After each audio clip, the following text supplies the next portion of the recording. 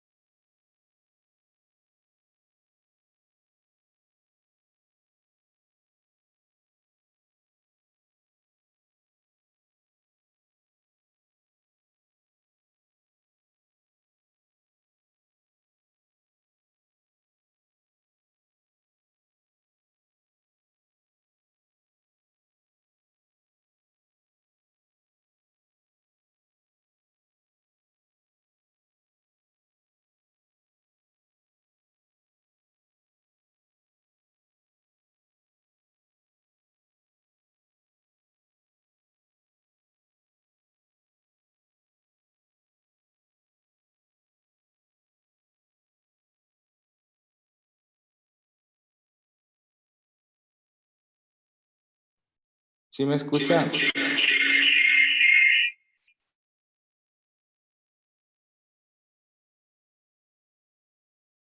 Déjenme nada más.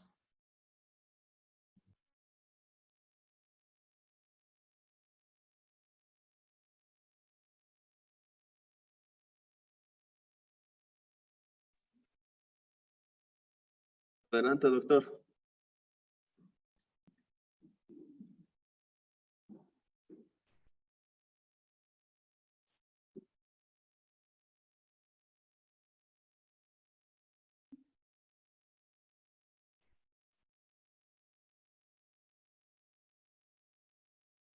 Escucha tu audio. No sé si es tu internet.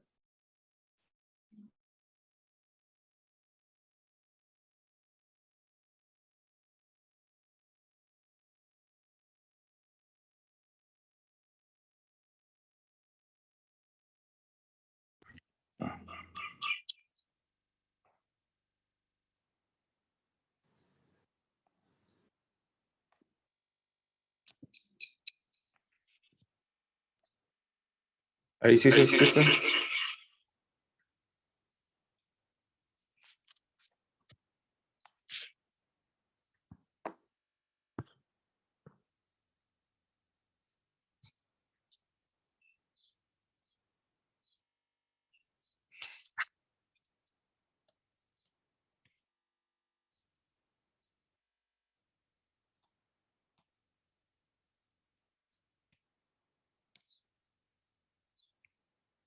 Sí, perdón, es que anda fallando el internet acá.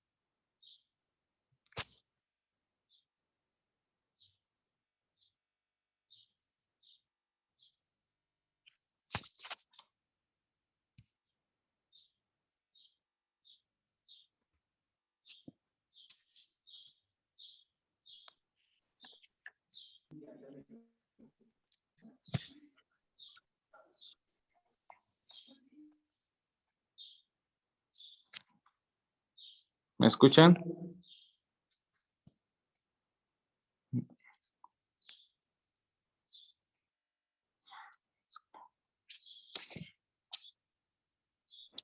Sí, doctor, te escuchamos.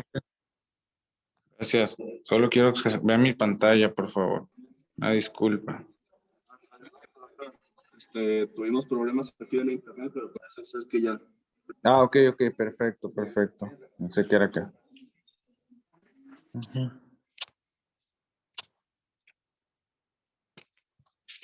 Me avisan nada más si se ve mi pantalla, por favor. Sí, todo bien. Ya se ve. Perfecto. Ya está, correcto, gracias. Es que igual anda fallando mi internet acá. Bueno, con la introducción, los macroaneurismas también son conocidos como adquiridos retinianos. Se definen como dilataciones fusiformes. Estos miden entre de 100 a 250 micras y están presentes dentro de las primeras 3 ramas o bifurcaciones de estas arterias. Estas 3 bifurcaciones, las primeras bifurcaciones son las que tienen mayor tasa de flujo sanguíneo, por lo que tienen mayor riesgo de engrosamiento patológico del vaso.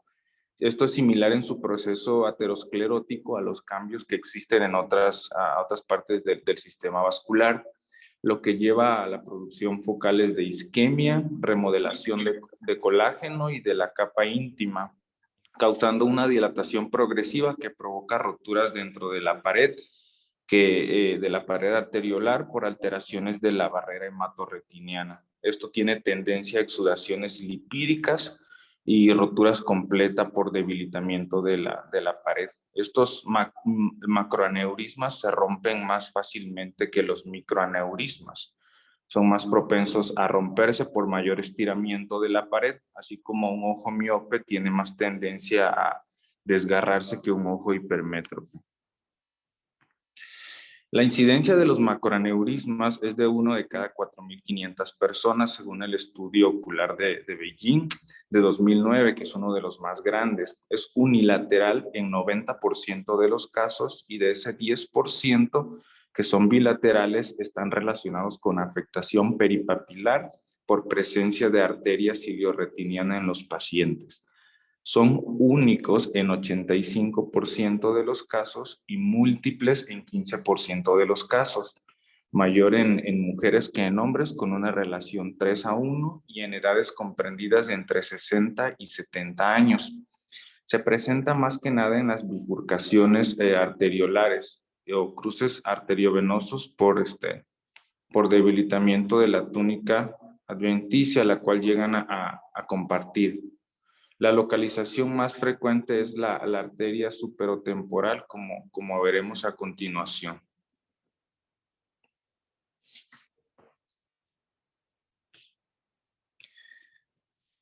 En este estudio que estamos viendo, comparó la proporción entre macroaneurismas hemorrágicos y exudativos, los tipos de macroaneurisma, y también analizó la distribución anatómica. Estos fueron 34 pacientes, de los cuales se resume que el macroaneurisma más frecuentemente encontrado fue el hemorrágico en 25 pacientes de los 34 y de forma sacular en 22 de los 34 pacientes, como vemos ahí en la tabla. Reportó una incidencia de aparición mayormente, como ya comentamos, en la arteria temporal superior, como observamos en la angiografía fluoresceínica, y más que nada en las arteriolas de segundo orden, con un porcentaje de 31.6%. La imagen de la derecha vemos el porcentaje de aparición de otras localizaciones, como la arteria temporal inferior de primer orden, en 18.4%. No olvidar también otras localizaciones menos frecuentes, como este reporte de caso de la academia en la imagen central, donde podemos observar un macroaneurisma prepapilar asintomático encontrado en un paciente de 59 años que fue sometido a vitrectomía por desprendimiento, ¿no? El proceso etiopatogénico cuenta con tres fuertes teorías principales, las cuales tienen que ver con hipertensión y los cambios ateroscleróticos que tienen en los pacientes con esta patología, y la dilatación focal. Lavín y colaboradores consideraron un fallo en la adventicia en los cruces arteriovenosos por debilidad de la túnica adventicia al compartir la arteria y la vena. Luego, Lewis y colaboradores propusieron también una embolia incompleta de la arteria afecta, con daño en las células endoteliales, depósitos ateromatosos, degeneración hialina, lo que llevaba a rigidez de la pared, estrechamiento y aumento de la presión intravascular por pérdida de la autorregulación, causando un flujo turbulento. Recordemos que el flujo normal de las arterias es un flujo laminar. Entonces, este flujo turbulento causaba un aumento del estrés transmural y la formación del aneurisma. En la histología hay que considerar las estructuras involucradas en la formación del macroaneurisma, como son principalmente el vaso sanguíneo, el cual presenta una pared vascular hialina alterada, un trombo plaquetario de fibrina con proliferación de la capa media muscular, dilatación y debilitamiento de la capa externa y un aumento de la permeabilidad vascular, como ya comentamos, con pérdida de la barrera hematorretiniana. Este aumento patológico de la permeabilidad vascular puede llevar en la retina a la formación de los exudados proteínicos y lipídicos con depósitos de hemosiderina y sangre a diferentes niveles, como veremos ahorita más adelante. De los factores de riesgo a considerar mayormente tenemos la hipertensión en 75% de los casos, siendo los macroaneurismas junto con la oclusión de vena central de la retina las dos complicaciones más frecuentes de la retinopatía hipertensiva crónica. Por eso es que estoy haciendo tanto énfasis en la hipertensión arterial, ¿sí? También pacientes con alteraciones ateroscleróticas a otros niveles, como renal, cardiovascular o cerebral. Entonces, sospechar esto en pacientes que ya tuvieron un infarto, un EBC, una embolia renal o pulmonar. Pacientes con diabetes mellitus, que en sí estos pacientes ya tienen una alteración arteriolar vascular, los pacientes con diabetes mellitus, propia ya a nivel de la membrana basal, pérdida de pericitos y entonces sumado a los cambios por la retinopatía hipertensiva, aumentan el riesgo de macroaneurisma. ¿Alguien tiene encendido el micrófono, porfa? Alguien que va manejando parece. También, gracias, también en anemia de células falciformes, en leucemia y en pacientes con arteritis por la inflamación inmunológica patológica propia de las enfermedades inflamatorias arteriales. Entonces puede haber ya un daño sumado al proceso del macroaneurisma. Los macroaneurismas se pueden dividir en macroaneurismas inactivo o quiescente, macroaneurisma hemorrágico y exudativo. Estos son los tres tipos que hay.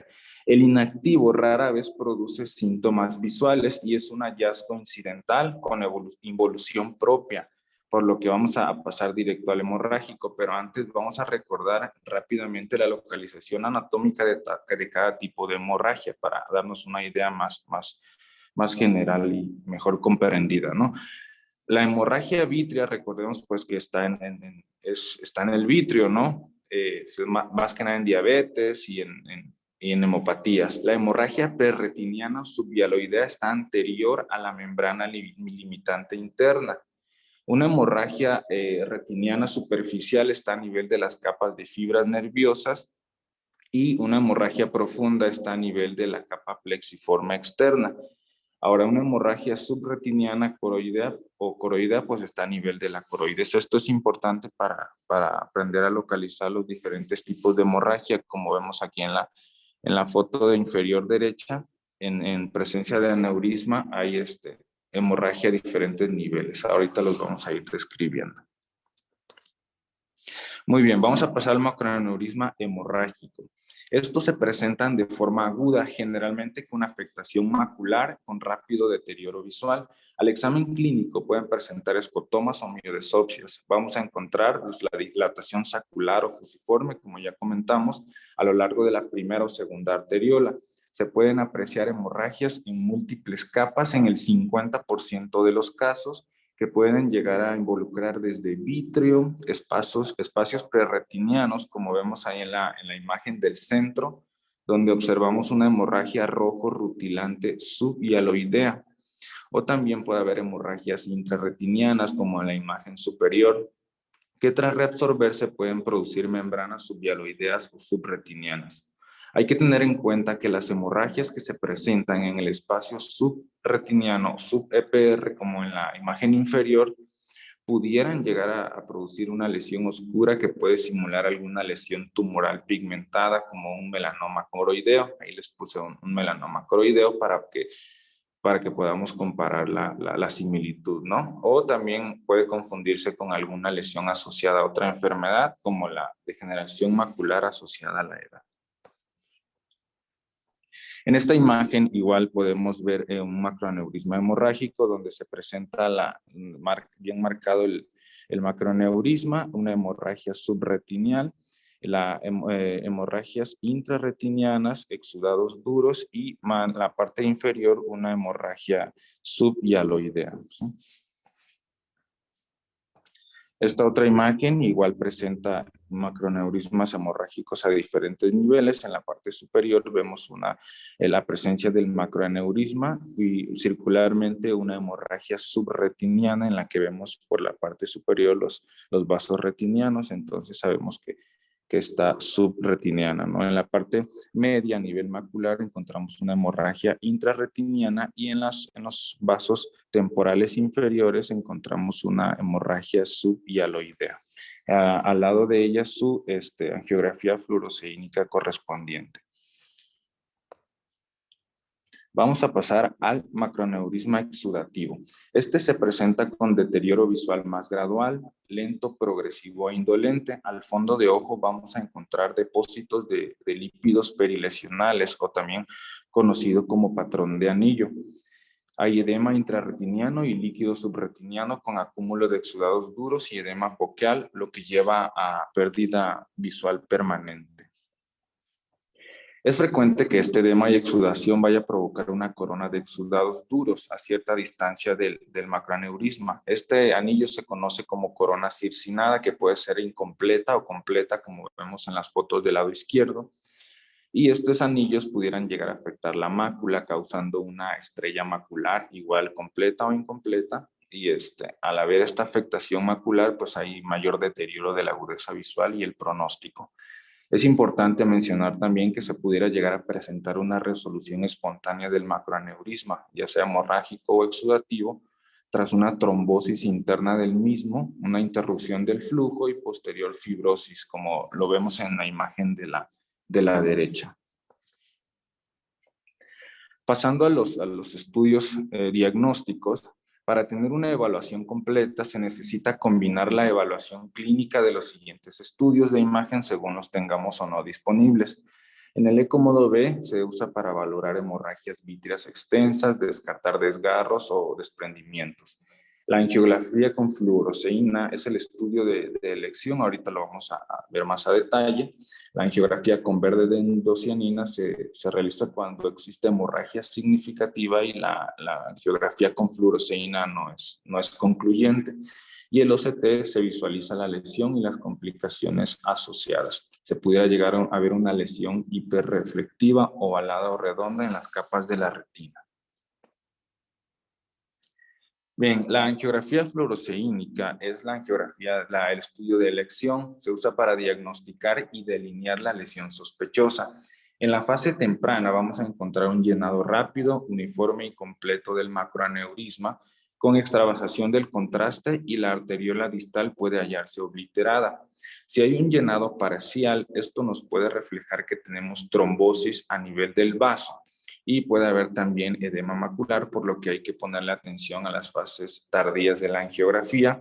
En las fases tardías puede llegar a presentarse fugas, más que nada a nivel de los vasos dilatados por aumento de la permeabilidad en su pared. Aquí en este artículo, en este caso reportado, se muestra el mismo aneurisma temporal inferior de tercer orden con sus 3 modalidades de imagen que estamos viendo para tener una idea más general, ¿no? En la imagen A y B es una angiografía con verde de indocianina que muestra hiperfluorescencia en el área infratemporal y en la imagen B muestra todavía la iluminación o hiperfluorescencia, la cual se mantuvo en la misma localización después de los 6 meses del estudio. La imagen C y D es una angiografía con fluoroceína, igual en la fase temprana que muestra muestra el relleno con fluoroceína del macroaneurisma y 6 meses después también está presente. Y en la imagen E y F, en las imágenes de la izquierda, es el angio OCT, igual en el cual muestra después de los 6 meses la persistencia del macroaneurisma, ¿sí? La angiografía con verde de indocianina no se realiza generalmente, pero cuando se hace llega a detectar la lesión en un 75% de los casos.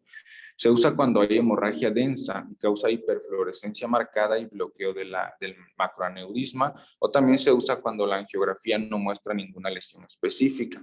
Su pico de absorción y emisión en el rango de la luz infrarroja permite que penetre mejor la hemorragia que la anterior, la angiografía con fluoroceína.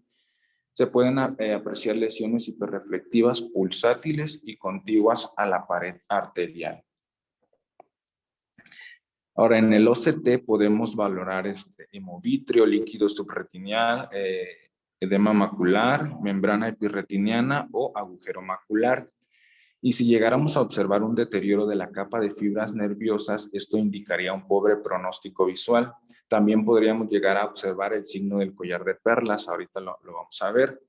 Estas imágenes de aquí, tenemos una fotografía de fondo de ojo, el reporte del artículo, una mujer de 75 años con un macroaneurisma exudativo sobre el área parafoveal superior con edema macular. La imagen es de la derecha, vemos un OCT de dominio espectralis que muestra las exudaciones y el edema macular central.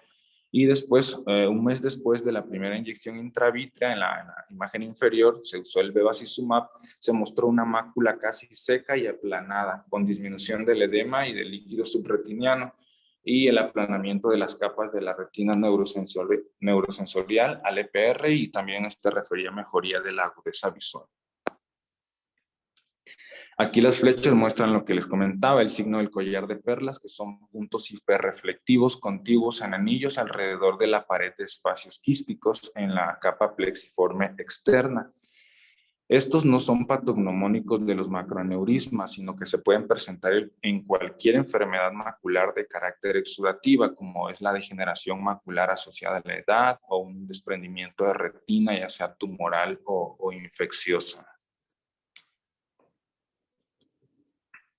El angio-OCT es una alternativa no invasiva a la angiografía con fluoroceína con verde indocianina. Demuestra alteraciones vasculares focales y regiones circulares de señal incrementada en áreas de flujo, donde hay fluido, que son partículas que están suspendidas y en movimiento, usualmente observadas también en las patologías exudativas. La angio-OCT se puede usar para el manejo y control, ya que demuestra cambios de líquido y vasculatura en el tiempo. Aquí vemos, estas son imágenes de fotografías de fondo de ojo y angiografía con fluoroceína en la imagen B y C, en la parte temprana y tardía, que muestran un macroaneurisma superior al disco óptico. La imagen D y E muestran el OCT transversal y frontal del macroaneurisma. Y en las imágenes, en las tres imágenes inferiores, vemos el angio OCT en las diferentes capas de la retina superficial, media y profunda, que muestran una interrupción del flujo sanguíneo. A la derecha vemos la angio OCT, también pero transversal, en la cual ya se visualiza el flujo sanguíneo del macroaneurisma. Pasando a los diagnósticos diferenciales, de los primeros a descartar, podemos empezar con los más comunes, que es la retinopatía diabética, en la cual vamos a encontrar, recordemos, microaneurismas, hemorragias, exudados y o edema macular. En la degeneración macular asociada a la edad vamos a encontrar drusas, exudados y o hemorragias. En el von Hippel-Lindau y el Coats, como vimos en clases pasadas, son más que nada enfermedades telangiectásicas, en las cuales vamos a encontrar pues telangiectasias en el 100% de los casos, exudados retinianos, desprendimiento exudativo y fibrosis macular. En la retinopatía por radiación, pues tendremos el antecedente de exposición, y en casos de hemorragias extensas el diagnóstico puede ser difícil, pues no vamos a valorar adecuadamente el fondo de ojo. Pasando al tratamiento, tiene que ver con el control metabólico y control de los factores de riesgo. El manejo depende de la agudeza visual, la localización de la lesión y complicaciones asociadas. Mayormente se deja en observación en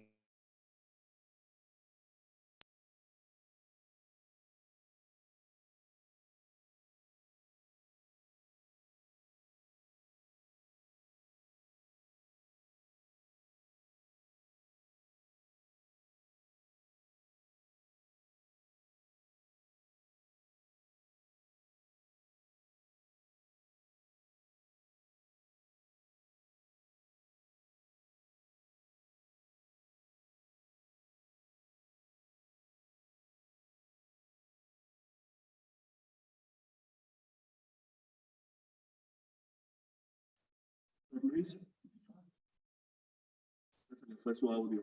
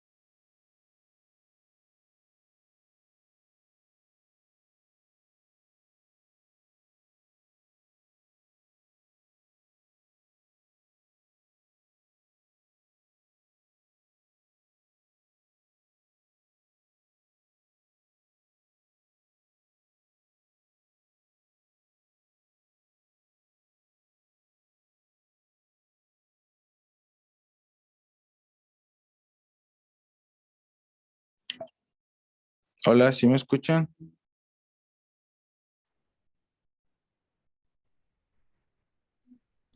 Sí, doctor. Ya se escucha. Ok, voy. Disculpen, ¿me pueden decir dónde me quedé?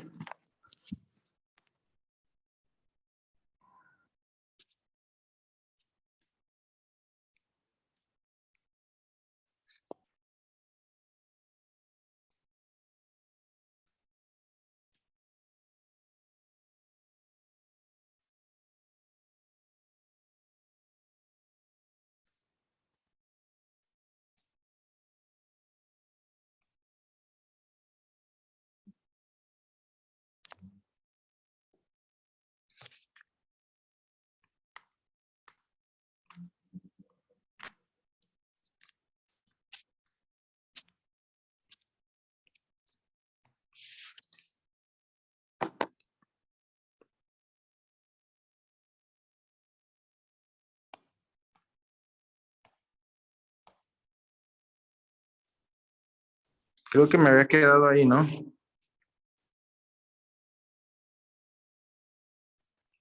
Una atrás. Aquí. En esa. Ok, bueno, seguimos. Entonces vamos a recapitular nada más rápidamente lo del tratamiento, ¿sí? Ujú. Entonces, dentro del tratamiento tenemos que, como en todas las enfermedades, mayormente el control metabólico y los factores de riesgo.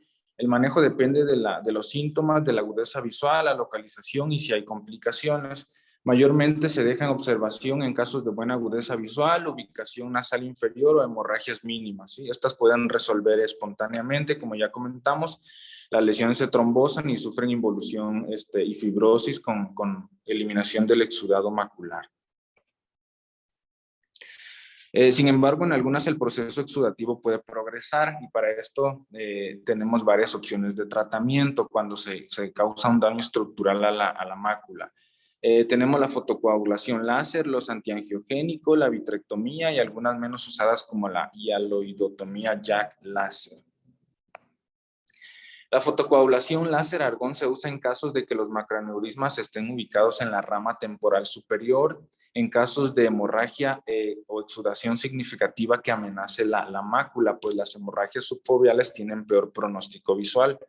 Hay aplicación de láser argón directa, indirecta o subumbral. La directa pues intenta sellar directamente el aneurisma. Se aplican puntos láser grandes y duración media larga, con una potencia disminuida para crear una quemadura ligera. La aplicación indirecta se aplica alrededor de la lesión de 2 a 3 filas de láser grande de menor duración. Esto reduce el flujo sanguíneo y la presión en la arteria, por lo consiguiente la disminución de la demanda de oxígeno. Puede haber complicaciones en estas dos técnicas como rupturas de retina, membrana neovascular, tracción o cicatrización. Ahora, el láser subumbral no produce una marca de quemadura visible y tiene menor formación de membrana epirretiniana. La hipertermia retiniana por debajo del umbral de muerte celular no disminuye el daño selectivo del EPR. Otro tipo de tratamiento son los antiangiogénicos como el aflibercept, el ranibizumab o el bevacizumab. Se ha demostrado que los VEGF son reguladores de la cascada de coagulación, por lo que su inhibición conduce a la reducción del tiempo de sangrado y del tiempo de coagulación. En esta imagen vemos una fotografía de fondo de ojo derecho que muestra el macroaneurisma de la arteria retiniana y hemorragia prerretiniana en forma de bote, con sangrado intra y subretiniano y algunos exudados. En la imagen de al lado vemos la angiografía con fluoroseína que muestra el bloqueo de fluoroseína debido a la hemorragia. La agudeza visual, en este caso reportada inicial, era de 20-100. En la imagen inferior derecha vemos que la flecha verde muestra una resolución de la hemorragia prerretiniana y mejoría de los exudados ahí en la flecha negra. Esto fue después de un mes de la primera dosis de bevacizumab intravítrea. En este caso, la Al primer mes la agudeza visual seguía igual, 20-100. En la fotografía superior, 2 meses después, presenta resolución gradual de la hemorragia perretiniana y los exudados, y el angiograma con fluoresceína muestra una reducción en la fluoresceína bloqueada. En las imágenes inferiores y ya posterior al tercer mes y a la tercera dosis de antiangiogénico, se muestra una resolución casi completa, y aquí ya la agudeza visual era de 20-40. Ya después, el último control, mostrando una resolución completa de la hemorragia y de los exudados y un macroaneurisma fibrosado, y la última agudeza visual reportada en el artículo era de 20-30, por lo que concluye que el bevacizumab acelera la resolución del edema macular y la hemorragia secundaria, y podría ser un tratamiento eficaz para los macroaneurismas sintomáticos. No hay que esperar a que se produzcan daños irreversibles. Otro tratamiento es la vitrectomía vía pars plana. Está indicada cuando se presentan hemorragias vítreas densas. Puede acelerar la recuperación de la agudeza visual, facilita la evaluación del alcance de la maculopatía, y la historia natural del hemovitrio se reabsorbe entre 6 a 10 semanas. Entonces, se debe considerar vitrectomía después de 3 meses si continúa la hemorragia y si hay etiología poco clara, o también si no se dispone de los anti-VEGF. Otro es la hialoidotomía Jack láser. Está indicada en hemorragias maculares grandes no resueltas. Se puede utilizar para promover la dispersión de sangre hacia la cavidad vítrea, como vemos ahí en la imagen, para una próxima resolución y absorción. Pero esta es controversial por posibles complicaciones como agujero macular, desprendimiento de retina o hemorragia vítrea extensa que pues finalmente requiera la vitrectomía. Y por último, el pronóstico visual de los macroaneurismas depende del tipo de macroaneurisma, ya que los retinianos inactivos tienen mejor pronóstico visual y los hemorrágicos extensos o exudativos crónicos van a tener peor pronóstico.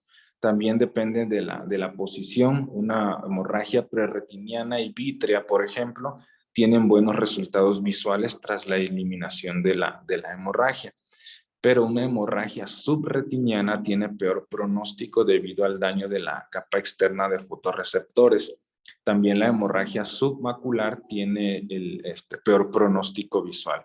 También igual la presencia de exudado o edema crónico tiene un peor pronóstico, al igual que la posición. Si estamos hablando de una afectación macular, obviamente va a haber un peor pronóstico.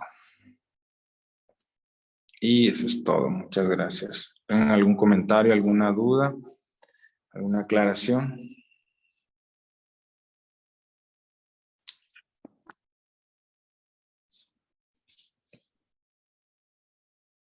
Todo muy bien, doctor. Fue completo. Gracias. Listo.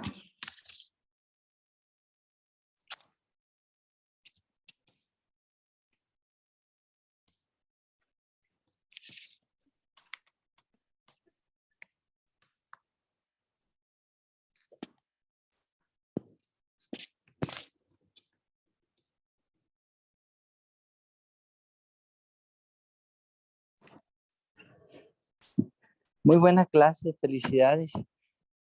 Pues nada más recordar eso como puntos clave, que los macroneurismas son los únicos que ocasionan o que pueden ocasionar sangrados a 3 niveles: en vítreo, subhialoideo y subretiniano.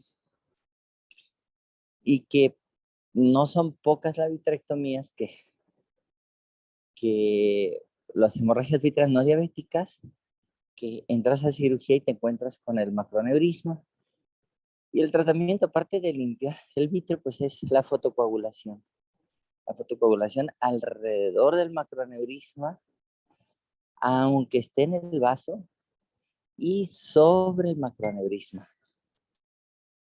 Ese sería el tema fundamental. El Jack láser casi no se utiliza por el riesgo que tiene. Y bueno, si se acompaña de edema macular, por supuesto que el antiangiogénico está muy bien indicado.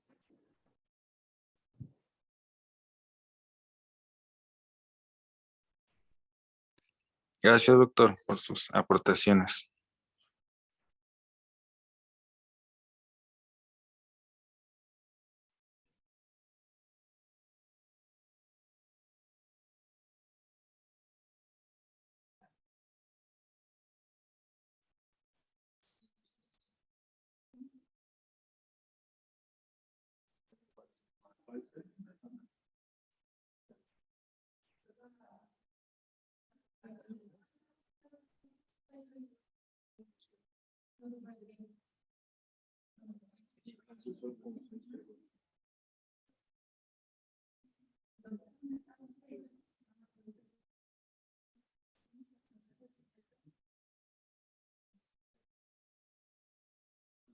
Sí, seguir con las clases de segmento.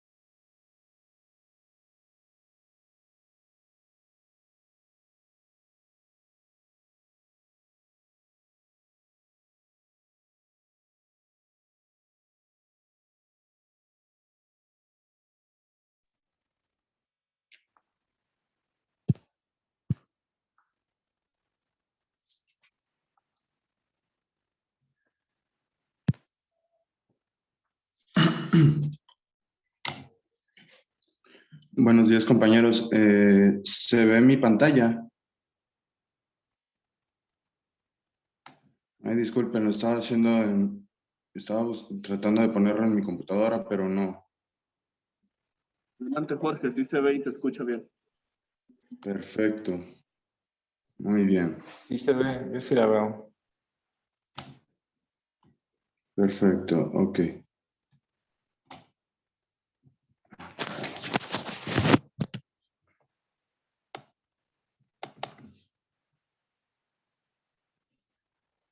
Bueno, a mí me tocó la clase de catarata en pacientes con anillos intraestromales.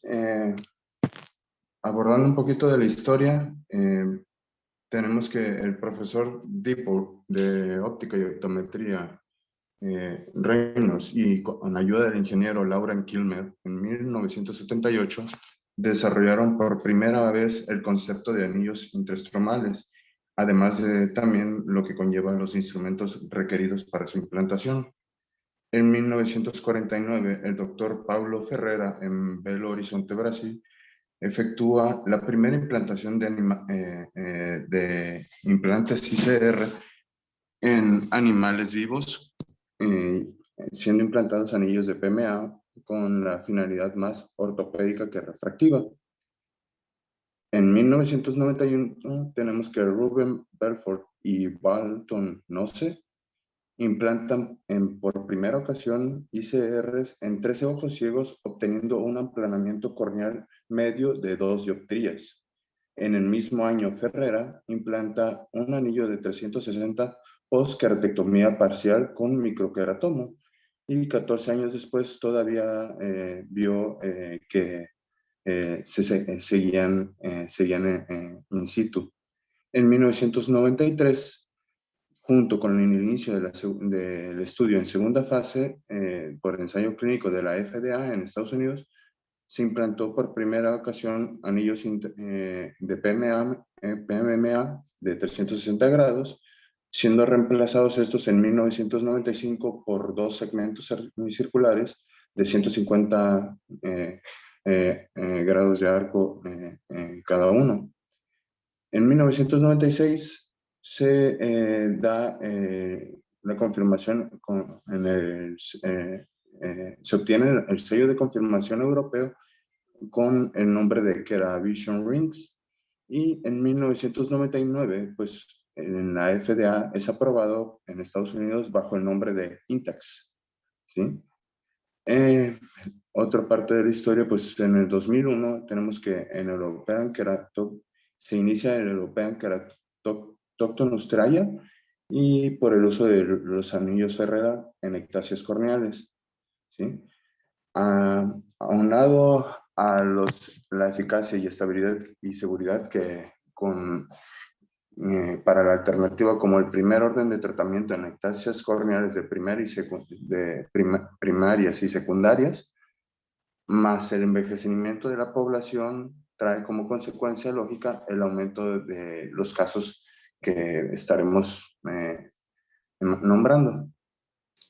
Se habla de que líos fáquicas y LASIK son eficientes en corrección de defectos refractivos elevados post implantación de anillos intraestromales tipo Intax. Colin y Bellew implantaron el lío en cámara anterior en pacientes previamente con tratamiento de anillos intraestromales tipo Intax por secundario a keratocono. Camburn implanta dos lentes intraoculares fáquicos atrizantóricos en ojos de pacientes previamente tratados con Intax secundario a keratocono. Yakaishi, en el 2004, por primera vez se implanta un anillo de Ferrera y en facomulsificación con implantación de lío en un paciente con diagnóstico de catarata más degeneración marginal pelúcida. Los 4 modelos que tenemos a la mano de anillos intraestromales, todos de PMMA, son los Intax, los Ferrera Rings, los Keravision Rings y los Byzantis, ¿sí? Es debido entender que pues con los anillos se va a hablar sobre la ley del espesor de Barraquer, haciendo un aplanamiento de la córnea. El espesar la periferia se estira aplanando el centro y reduciendo la miopía, ¿sí? Con un mayor defecto de miopía, mayor grosor y menor diámetro, al espesar la periferia en profundidad de 90 grados, sin curva al centro meridiano, así como lo tenemos en la imagen, y aplana el opuesto y haciendo un efecto en el astigmatismo, reduciendo. Al expresar en la periferia con una profundidad mayor de 90, se desplaza la hemicórnea y se puede llegar a presentar más beneficio en efectos de coma, ¿sí? Tenemos a entender que hay diferentes angulaciones de los diferentes anillos, ¿sí? A mayores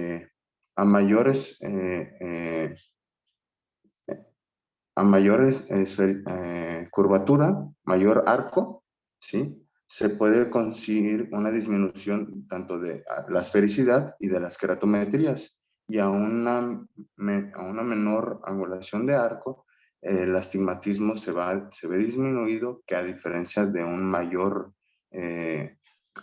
mayor angulación de arco. También tenemos que entender de cierta parte el tipo de anillos. Hay algunos anillos que tienen una sección triangular, y esto por mecanismo va a aumentar una tensión en las lamelas anteriores, haciendo un aumento del recorrido y un efecto progresivo, ¿sí? Los beneficios, pues hay una reducción con estos del deslumbramiento por el efecto prismático y algunos presentan un filtro amarillo, como son los Ferrara. Tienen una sección plana y se opone a la angulación corneal de 27 grados, ¿sí? Vamos a hablar primero de los anillos Syntax, que pues todos sabemos son anillos de PMA con una zona óptica de 6 milímetros, con una longitud de arco variante de 90 a 150, 90, 130, 140, 150, formados por una sección transversal hexagonal y una sección longitudinal cónica, con un diámetro externo de 8.10 milímetros e interno de 6.77, permitiendo llegar a corregir defectos desde -1 hasta 4 y 4/10 dioptrías. También tenemos los Syntax SK, que estos se utilizan en casos severos y se implantan en una zona óptica de 6 milímetros y tienden a tener dos tipos con un espesor de 400 micras para córneas con lecturas keratométricas de 57 hasta 62 dioptrías y cilindros inferiores a 5 dioptrías. Los que llegan a ser de 450 micras es para lecturas de keratométricas superiores a 62 dioptrías y cilindros superiores a 5 dioptrías. En las indicaciones, pues bueno, son pacientes con córneas claras e intolerancia a los lentes de contacto, y se ha llegado a ver unos mejores resultados en ectasias con keratometrías inferiores a 57, incluso también en córneas con opacidades y keratometrías hasta 57 dioptrías. Les dejo una pequeña imagen en cuanto a los diferentes tipos de Syntax, los Syntax corneales y los Syntax SK, que son utilizados en casos severos. Aquí tenemos las diferentes mediciones en las cuales se pueden solicitar los diferentes anillos intraestomales. Les dejo también una pequeña imagen en cuanto a la cirugía de catarata en un ojo con Syntax. Estamos viendo que de cierta manera va a ser toda cirugía con pacientes con implantación de anillos intraestomales, va a ser un poco difícil por la visualización que vamos a tener en cuanto a los anillos en la parte más anterior, y esto podría obstaculizar un poquito la visión hacia la realización de capsulorhexis y también hacia el momento de estar queriendo enfocar y manipular con el facomulsificador. También contamos con los anillos Herrera, y que estos hasta en 1996 se reemplazó con un anillo simple de 360 grados por dos semicirculares de 160. Estos han llegado a obtener resultados sorprendentes con tratamientos de alta miopía, ¿sí? También llegamos a tener, los anillos Ferrera, pues también son de PMA, como se les había comentado, son los que tienen una sección triangular con un diámetro óptico variable desde 5 milímetros a 6 milímetros, con una base de un espesor de 600 micras, base plana de 600 micras, y longitudes de arco variables de 90, 120, 140, 160 y 210. El grosor también es variable de 150 hasta 350 micras. Tienen un orificio en cada extremo.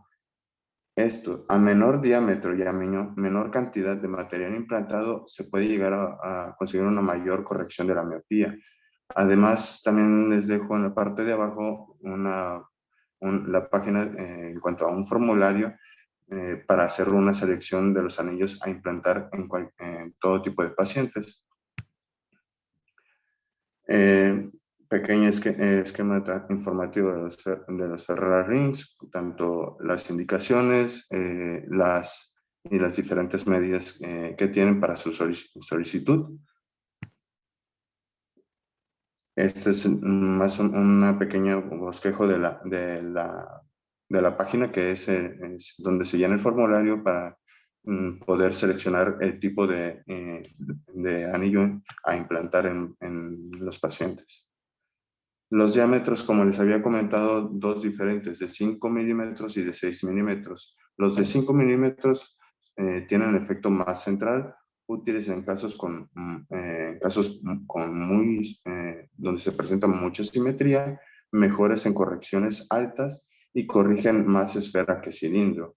Los de 6 milímetros tienen mayor efecto periférico, corrigen astigmatismos altos, producen menos halos y producen un encurvamiento central.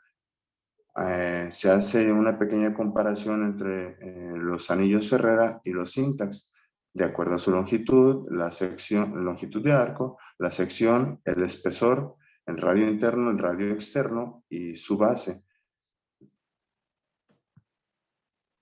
Otros anillos que también tenemos a la mano son los Keratings, que pues bueno, también son de PMA, son de espesores variables de 150 hasta 300 micras, con longitudes de arco variables desde 90, 120, 160, 150, 210 y 325. Pequeñas indicaciones, y como les había comentado también, tanto a mayor longitud de arco, hay una mayor disminución de asfericidad y de keratometrías. Y a menor longitud de arco se puede llegar a conseguir una mayor disminución de cilindro, del astigmatismo, que en un anillo con una mayor longitud de arco variable. Las diferencias en cuanto a en los Keratings son muy beneficiosos en cuanto a las diferencias que tienen, y se habla de que son compatibles tanto en procedimientos quirúrgicos, son reversibles porque pueden ser retirables, así como como todos los anillos intraestomales, y son tienen una adecuada ajustabilidad, ¿sí? Las indicaciones, y pues bueno, son de pacientes con intolerancia al lente de contacto. Tiene que haber una transparencia en el área central de la córnea. También se puede aplicar en degeneraciones marginales de pelúcidas, un astigmatismo post-queratectomía, queratoplastia elevada, una ectasia post-LASIK, ectasias post-PRK y astigmatismos irregulares post-incisional corneal o postraumáticas. Contraindicaciones son los hidrops corneales, las opacidades corneales extensas, keratometrías superiores a 75 dioptrías y la presencia de enfermedades oculares o sistémicas que comprometan el resultado quirúrgico. En estas pequeñas tablas tenemos tanto el nomograma para la corrección del queratocono con los anillos Ferrera de acuerdo al espesor del anillo, ¿sí? Y el equivalente esférico en dioptrías. También tenemos el nomograma para la implantación del anillo de Ferrera de 210, viendo el espesor del anillo también, y el aplanamiento deseado que podríamos llegar a conseguir con la implantación. Y además también el nomograma de implantación del anillo Ferrera en virtud a la distribución del área de la ectasia, y el equivalente esférico en dioptrías obtenido en cuanto a las variantes, tanto menores a 10 dioptrías hasta en mayores de 2 dioptrías. Se habla que en cuanto a los Keratings, el efecto aumenta progresivamente con el espesor, siendo esto que produce un efecto de aplanamiento progresivo y permitiendo una mejoría personalizada del tratamiento según la necesidad de cada paciente. Aquí tenemos a la vista los diferentes tipos de modelos presentes de los Keratings, ¿sí? Y les dejo una pequeña imagen en cuanto a la cirugía de catarata en un ojo con anillos Ferrera, viendo las variantes que son tanto en mediciones de una zona pupilar de 5 milímetros o de 6 milímetros. Las indicaciones, se habla de un índice de seguridad que es de acuerdo al espesor máximo del anillo a implantar, y esto es basado en una proporción entre la paquimetría media del recorrido corneal donde se implantará el anillo y el espesor del anillo. Esto no debería de superar un 70%, además de que estaríamos hablando que también esperar encontrar una colocación de los anillos centrados.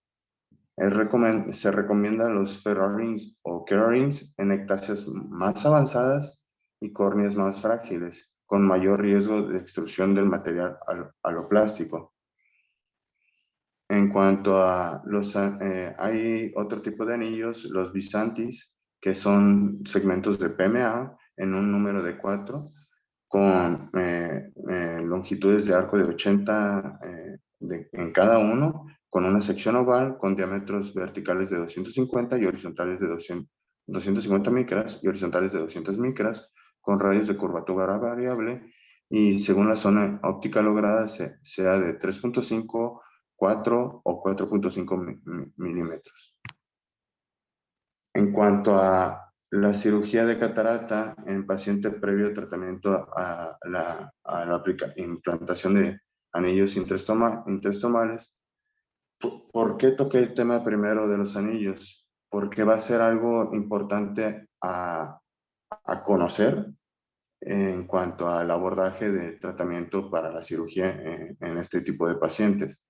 Hay que tener un conocimiento del tipo de anillo que tenemos implantado, ¿sí? O que se podría utilizar para implantación, porque de acuerdo a ello va a haber variantes para la selección del lente, ¿sí?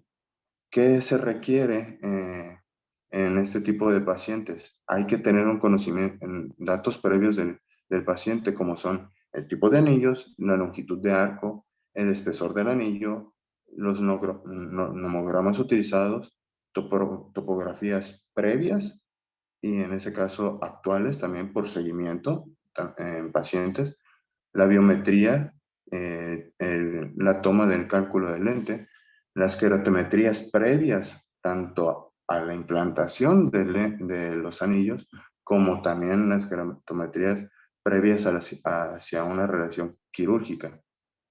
La valoración de la probable evolución de la ectasia, y esto se va a ver de acuerdo a un seguimiento que se haga del paciente hacia los 6 meses, ¿sí?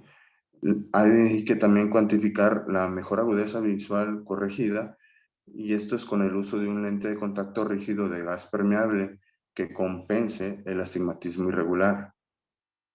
De acuerdo, se habla de que si hay una adecuada tolerancia y mejoría con el uso del lente de contacto rígido a gas permeable, pues hay un beneficio con esta prueba de el uso y el tratamiento con los anillos intestomales en pacientes con queratocono.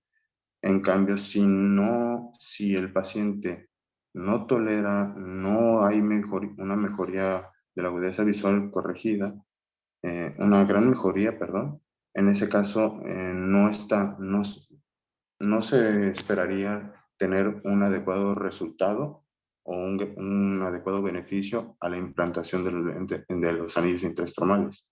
La biometría, ¿cómo se debe tomar? Esto es bajo técnica de inmersión y también se puede utilizar el Ion Master. ¿Por qué técnica de inmersión? Recordemos que al aplicar los anillos intraestomales vamos a provocar un aplanamiento de la córnea. Al provocar este aplanamiento de la córnea puede haber modificaciones en cuanto a la profundidad, la longitud axial y la profundidad de cámara anterior, que estas variantes pues van si aunado a llegar a tener una técnica convencional de la toma de la biometría, pues estaríamos todavía llegando a aplanar un poquito más la córnea y llegar a modificar en ese caso la longitud axial y también, bueno, más que nada la longitud axial por el contacto. Aquí les dejo una pequeña gráfica en cuanto a la correlación de keratometrías y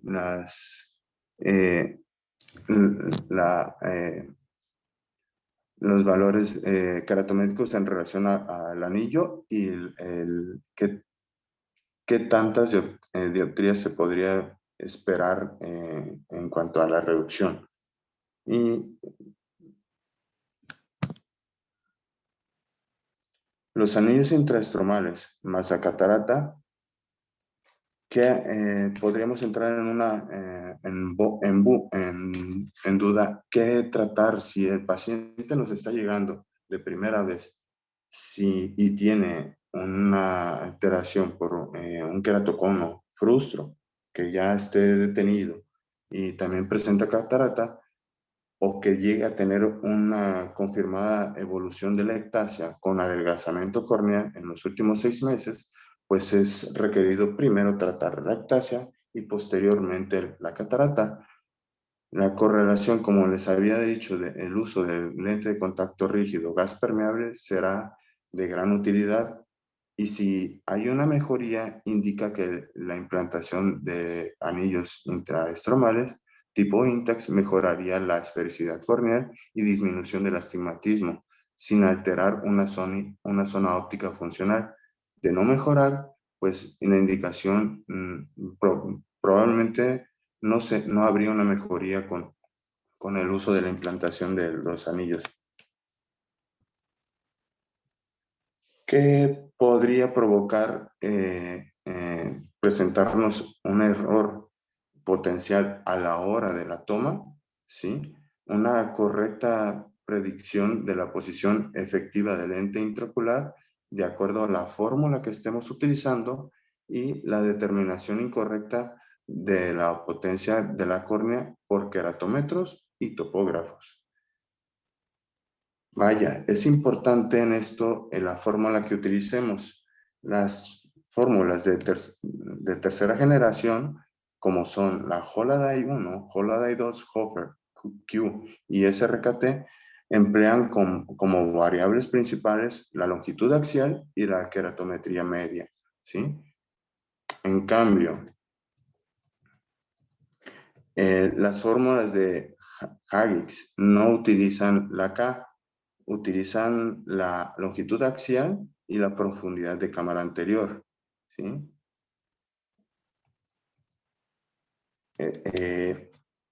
Los anillos producen un aplanamiento corneal, como les había dicho. Si se aplican métodos de cálculo de lente convencionales, obtendríamos una refracción postoperatoria hipermetrópica, y esto es por el aplanamiento inducido al utilizar una técnica convencional para obtener un cálculo. Las fórmulas basadas en K infraestiman la efectividad la efectiva posición del lente intraocular, ¿sí? Y en consecuencia la potencia de la lente calculada será inferior a la necesaria, por lo cual resultaría en una hipermetropía, ¿sí? Las fórmulas de doble K publicadas están publicadas y disponibles para su utilización. Estos los podemos encontrar en biómetros del Axis 2 de Quantel y iScan de Sonomed, que incorporan la doble K, y la fórmula SRKT, es decir, SRKT doble K, es ideal para los casos de posimplantación de anillos intraestomales y catarata, y esto obteniendo un buen resultado en miopes leves a moderados, ¿sí? Es muy importante el conocimiento de las capas previas a la cirugía, ¿sí? En caso de desconocer las keratometrías prequirúrgicas, hay que identificar el tipo de anillo o anillos implantados, basándose también en el nomograma publicado, y hay que sumar las keratometrías actuales más las dioptrías probablemente corregidas. También podemos tener datos incongruentes o poco fiables. Si es este el caso, utilizar como valor de la K previa, la queratometría promedio de la población, que sería 43.5, ¿sí? Las topografías repetidas, al menos en 3 ocasiones, dan valores de 5K aceptables. Y además hay que tener conocimiento que los índices topográficos, como es en el Pentacam, NetPower y el OpsCam, dan valores de la potencia corneal real. Como les había comentado, el segundo error se refiere a un cálculo incorrecto de la potencia real de la córnea por parte de la topografía y los queratógrafos, al no considerar el cambio de la relación entre entre cara anterior y cara posterior de la córnea, post cirugía refractiva ablacional, y esto en condiciones normales es de hasta un 82%. Las siguientes imágenes, pues bueno, son en cuanto a cómo calcular los Keratings, el tipo de acuerdo a la clasificación por asimetría corneal, ¿sí? Y además también las siguientes imágenes son en cuanto a ejemplos de los tipos de pacientes que se podrían obtener y los nomogramas a utilizar. Esto es con tal de tener el conocimiento, en dado caso por el tipo de paciente que se nos llega a presentar, y tener a la mano el nomograma para utilización si no tenemos previo conocimiento de las queratometrías previas y solamente tenemos a la mano el conocimiento del tipo de anillo implantado.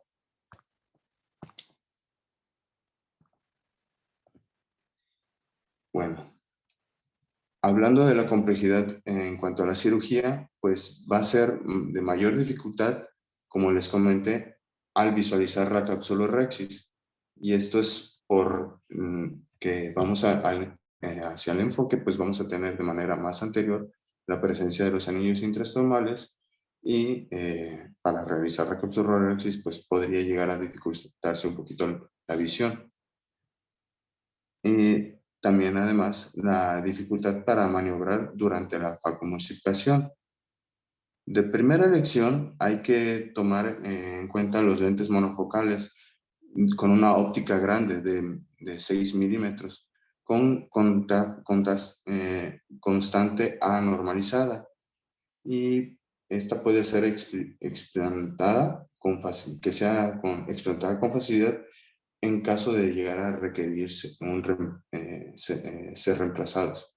Se recomienda córneas implantadas con ICR, que son más prolatas, siendo más indicativos los lentes de tipo asféricos, neutros o incluso esféricos. La implantación de lentes intraoculares tóricos puede llegar a permitir compensar los astigmatismos aún muy elevados, incluso posimplantación de los anillos intraestromales. Podría estar contraindicado el empleo de lentes multifocales en ojos con anillos de Ferrera y Kerr-Rings o Intax SK por la zona óptica funcional que llega a ser más reducida. Los Intax con una zona óptica funcional que es mayor a 6 milímetros podrían ser más tolerables en cuanto a una idea de llegar a implantar un lente multifocal. Aquí les coloqué un video en cuanto a la realización de la técnica quirúrgica, ¿sí? Esto estamos viendo que se hace un marcaje, ¿sí? Para ver en dónde se va a colocar, en qué dirección se va a dejar la localización del anillo, del lente intraocular, ¿sí? Podemos observar en cuanto a nuestro enfoque y la visualización que tenemos, que en la parte más anterior tenemos los anillos intraestromales, y estos podrían llegar a dificultar un poco tanto la visibilidad y la manipulación al utilizar el facomulsificador. Aquí estamos viendo cómo va a ser la primera incisión principal. Y posteriormente, ya previamente aplicado el viscoelástico, va realizándose la cápsula Rexis circular continua. De cierta manera, hablamos de dos tipos de diámetros, tanto de 5 milímetros como de 6 milímetros en cuanto a los syntax. Y esto sería el beneficio por un mayor campo visual.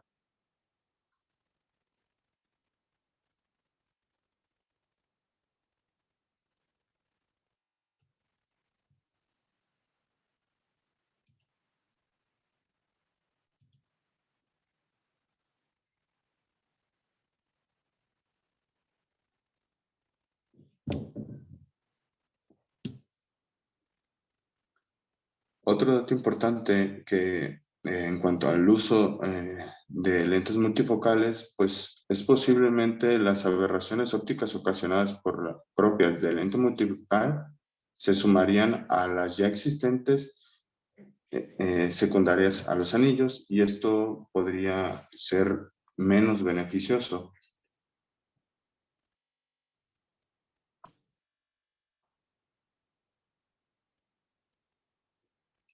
Aquí estamos viendo cómo ya con al empezar a manipular con el facomulsificador, también podría llegar a haber un poquito de dificultad al maniobrar y a la visión, ¿sí?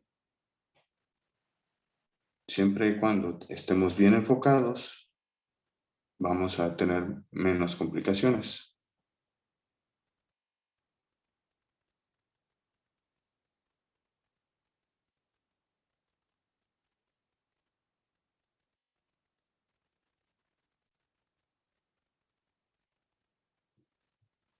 Lo más importante en cuanto a los pacientes que lleguemos a tener con este tipo de casos es el conocimiento de las queratometrías previas.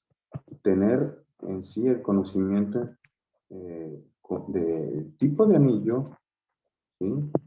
La longitud de arco, el espesor de los anillos, los nomogramas utilizados y las queratometrías previas, así también como las topografías. Esto nos va a ayudar para tener una adecuada selección del lente lente intraocular a implantar, ¿sí?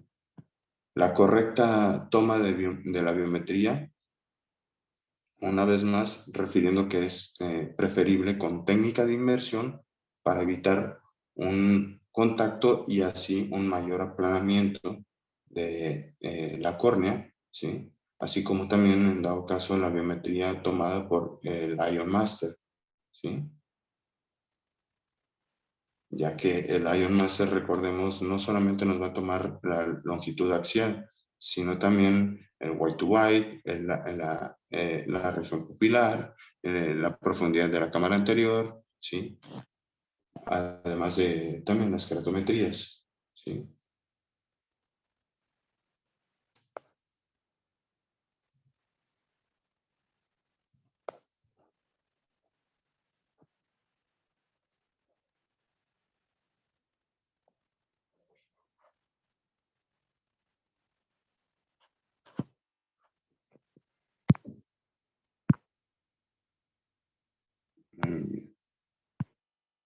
Y eso es todo en cuanto a la presentación, en cuanto a catarata en pacientes con anillos intraestromales. ¿Alguna duda, compañeros?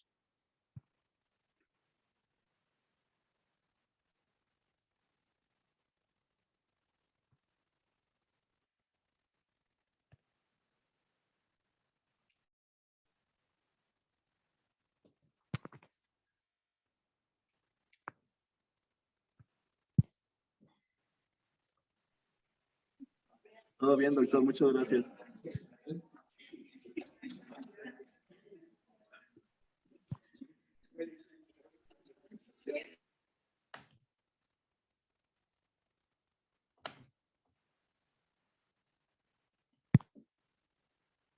¿Algún comentario? ¿Se encuentra por ahí la doctora Fernanda?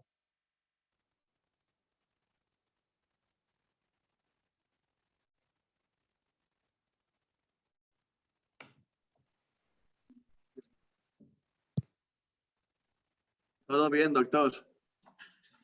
Dicen que excelente presentación y muchas gracias.